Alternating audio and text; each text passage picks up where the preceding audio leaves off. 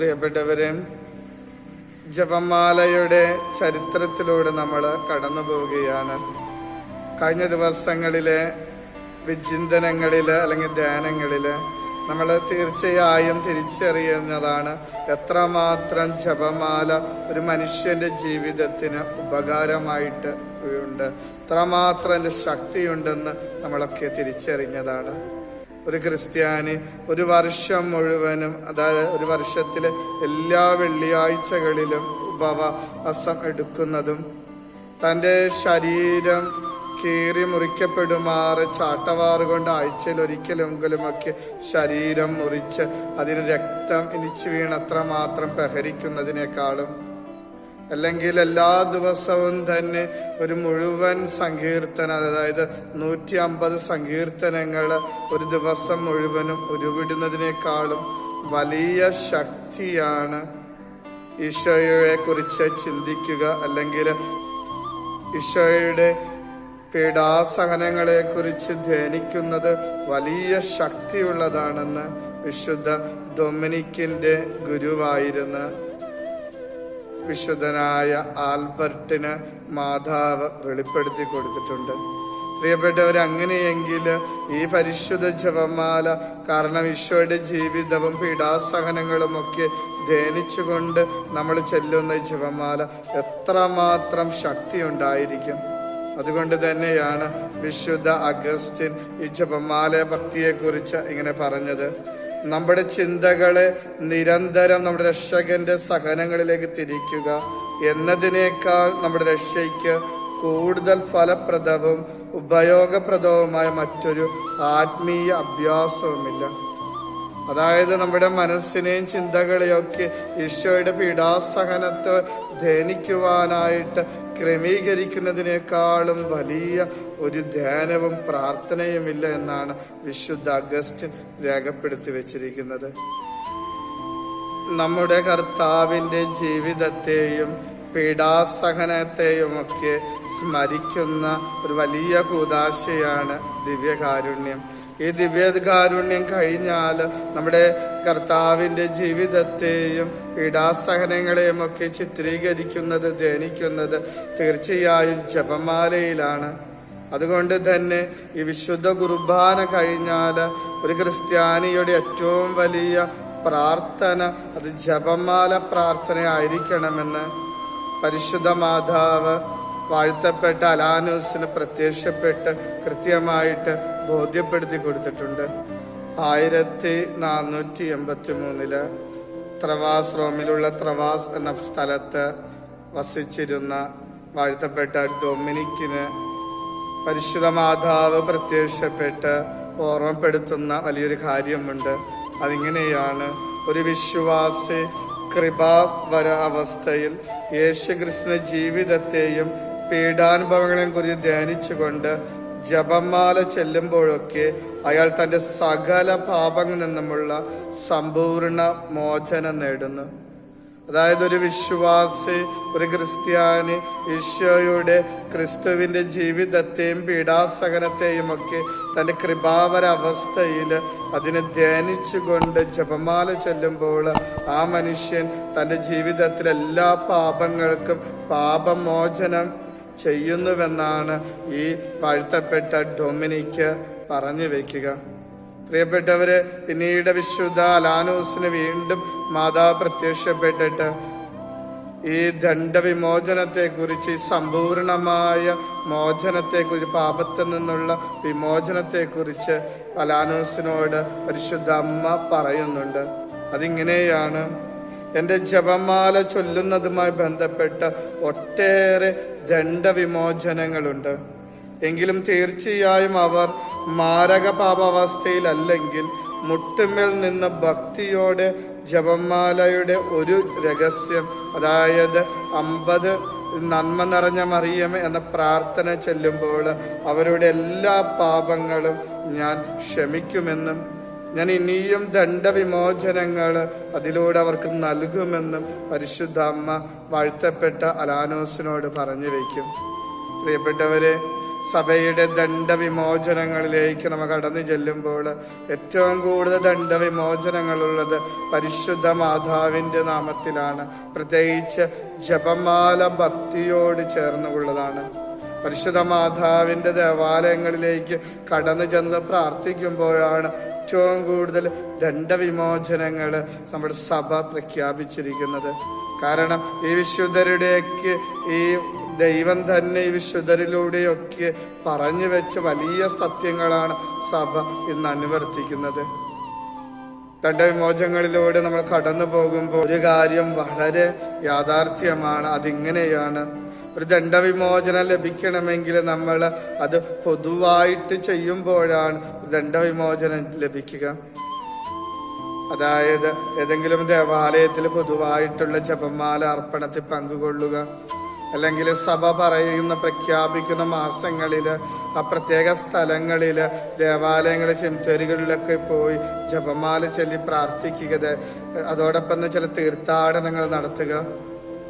ഇങ്ങനെ പൊതുവായിട്ടുള്ള ചില പ്രാർത്ഥനകൾക്കാണ് ദണ്ഡവിമോചനം നൽകുന്നതെങ്കിലും ഈ അലാനോസിനോട്, വാഴ്ത്തപ്പെട്ട അലാനോസിനോട് വർഷങ്ങൾക്ക് മുമ്പ് മാതാവ് വെളിപ്പെടുത്തിയൊരു കാര്യമാണ് 50 മണി ഈ നന്മ നിറഞ്ഞ മറിയം എന്ന പ്രാർത്ഥന ഒറ്റയ്ക്കിരുന്ന് ചെല്ലുമ്പോഴും ദണ്ഡവിമോചനം നൽകുന്നൊരു കാലം വരുമെന്ന്. പ്രിയപ്പെട്ടവർ, ആ ഒരു വെളിപാട് ഇപ്പോൾ നിവർത്തിക്കപ്പെട്ടിരിക്കുകയാണ്. നമുക്കറിയാം, ഏത് ദണ്ഡവിമോചനം എടുത്താലും ആദ്യം ഒരു അനുതാപത്തിന്റെ ഒരു കൂദാശയിലൂടെ കടന്നു പോകണം, നല്ല കുമ്പസാരം നടത്തണം.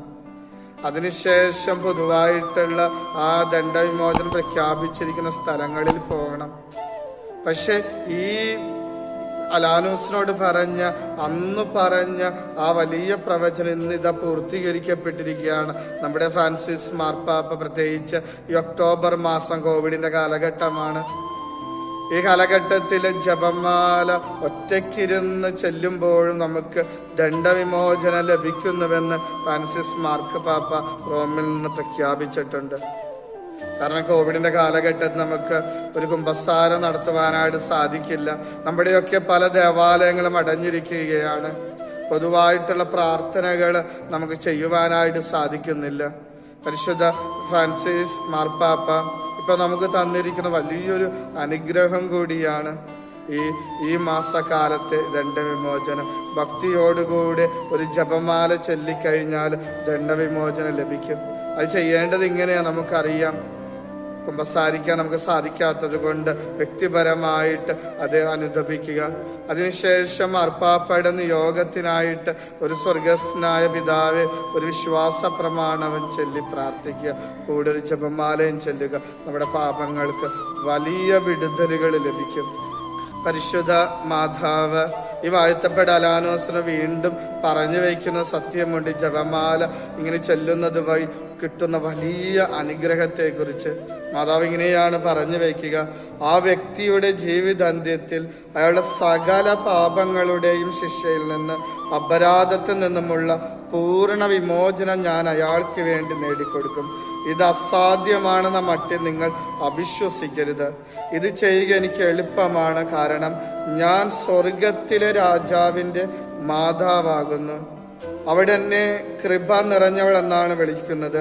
ഞാൻ കൃപ നിറഞ്ഞവളായതുകൊണ്ട് എൻ്റെ പ്രിയ കുഞ്ഞുങ്ങൾക്ക് സ്വതന്ത്രമായ കൃപ പകർന്നു കൊടുക്കുവാൻ എനിക്ക് സാധിക്കും. അതേ പ്രിയപ്പെട്ടവരെ, പരിശുദ്ധ അമ്മ നമ്മളോട് ചോദിക്കുന്ന കാര്യമുണ്ട്: എനിക്ക് നിങ്ങൾക്ക് ഈ ദണ്ഡവിമോചനം നൽകാൻ സാധിക്കില്ല എന്ന് നിങ്ങൾ അവിശ്വസിക്കുന്നുണ്ടോ എന്ന് ചോദിക്കുന്നുണ്ട്. എന്നിട്ട് പറയുന്നുണ്ട്, എനിക്കിത് കൊടുക്കുവാനായിട്ട് വളരെ എളുപ്പമാണ്, കാരണം ഞാൻ ദൈവപുത്രൻ്റെ അമ്മയാണ്, സ്വർഗത്തിലെ രാജാവിൻ്റെ അമ്മയാണ് ഞാൻ. അതോടൊപ്പം തന്നെ ഞാൻ കൃപ നിറഞ്ഞവളാണ്, കൃപ കൊണ്ട് നിറയപ്പെട്ടവളാണ് ഞാൻ. അതുകൊണ്ട് എനിക്ക് ഈ കൃപ മറ്റുള്ളവർക്ക്, എൻ്റെ പ്രിയപ്പെട്ട മക്കൾക്ക്, എന്നോട് പ്രാർത്ഥിക്കുന്ന മക്കൾക്ക് അത് എൻ്റെ കൃപ കൊടുക്കുവാൻ, സ്വതന്ത്രത്തോടെ കൊടുക്കുവാനായിട്ട് എനിക്ക് സാധിക്കും. അത് പ്രിയപ്പെട്ടൊരു കൃപ നിറഞ്ഞൊരു അമ്മയോടാണ് നമ്മൾ പ്രാർത്ഥിക്കുക. അപ്പൊ നമ്മൾക്ക് കൃപ ചോർന്നു പോയൊരവസ്ഥയാണെങ്കിൽ, പാപം ചെയ്ത് നമ്മുടെ കൃപകളൊക്കെ നഷ്ടപ്പെട്ട ഒരു അവസ്ഥയാണെങ്കിൽ, ആ കൃപ നിറഞ്ഞവളുടെ മുൻപിൽ പോയിരുന്ന് നമ്മൾ പ്രാർത്ഥിക്കുക. ആ ഈശോയുടെ ജീവിതത്തെ ധ്യാനിച്ചുകൊണ്ട് ഭക്തിയോടെ ജപമാല ചെല്ലുമ്പോൾ ആ കൃപ, നഷ്ടപ്പെട്ട കൃപ ദൈവം നമുക്ക് തിരിച്ചു നൽകും. പൂർണ്ണ ദണ്ഡവിമോചനം അതിലൂടെ നമുക്ക് ലഭിക്കുകയും ചെയ്യും. അതിനാൽ പരിശുദ്ധ മാതാവിനോടുള്ള വലിയ ഭക്തി നമുക്ക് പാപത്തിൽ നിന്നും പാപകടങ്ങളിൽ നിന്നുള്ള വലിയ മോചനമാണെന്നും സഭാപിതാക്കന്മാര് നമ്മളെ ഓർമ്മപ്പെടുത്തുന്നുണ്ട്. ജപമാലയുടെ അപ്പോസ്തലനായ വിശുദ്ധ ഡൊമിനിക്ക് ഈ ജപമാലയുടെ ശക്തിയെക്കുറിച്ച് പൂർണ്ണ ബോധ്യമുണ്ടായതുകൊണ്ട്, അതിന്റെ ഫലസിദ്ധിയെക്കുറിച്ച് പൂർണ്ണ ബോധ്യമുള്ളത് കൊണ്ട് തൻ്റെ അടുത്ത് കുമ്പസാരിക്കാൻ വരുന്ന വ്യക്തികൾക്ക് പാപമോചനമായി പരിഹാര പ്രാർത്ഥനയായിട്ട് വിശുദ്ധ ഡൊമിനിക്ക് കൊടുത്തിരുന്നത് ഒരു സമ്പൂർണ്ണ ജപമാല ചൊല്ലി പ്രാർത്ഥിക്കുവാനാണ്.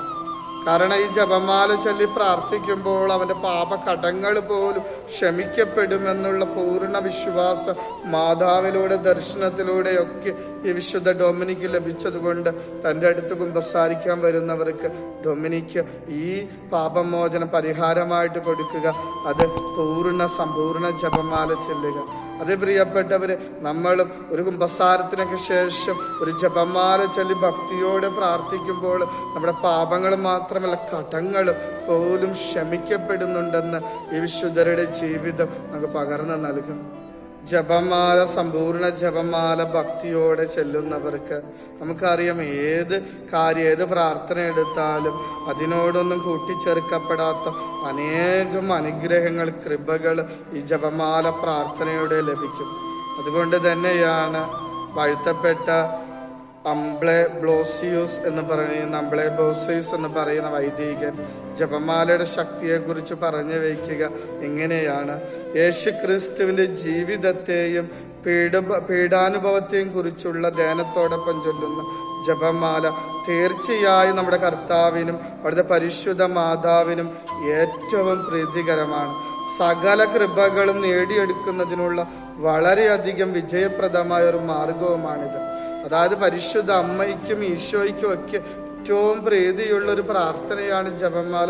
ഈ ഒരു പ്രാർത്ഥന വഴി നമുക്ക് വലിയ അനുഗ്രഹങ്ങൾ, കൃപകൾ നേടിയെടുക്കാൻ സാധിക്കും. അതിനാൽ ഈ സഭ ഏറ്റവും കൂടുതൽ ദണ്ഡവിമോചനങ്ങൾ പ്രഖ്യാപിച്ചിരിക്കുന്നത് മാതാവുമായി ബന്ധപ്പെട്ട, പ്രത്യേകിച്ച് ജപമാലയുമായിട്ട് ബന്ധപ്പെട്ട സഭയുടെ ചരിത്രത്തിൽ. അതുകൊണ്ട് നമുക്ക് ഈ ഒരു ഒക്ടോബർ മാസം അത് നല്ല രീതിയിൽ സമ്പൂർണ്ണ ജപമാലകൾ ചൊല്ലി നമ്മുടെ പ്രിയപ്പെട്ടവരുടെയൊക്കെ പാപങ്ങളെ, കടങ്ങൾ, പൊറുതിക്ക് വേണ്ടിയൊക്കെ നമുക്ക് ഏറ്റുചൊല്ലി പ്രാർത്ഥിക്കണം.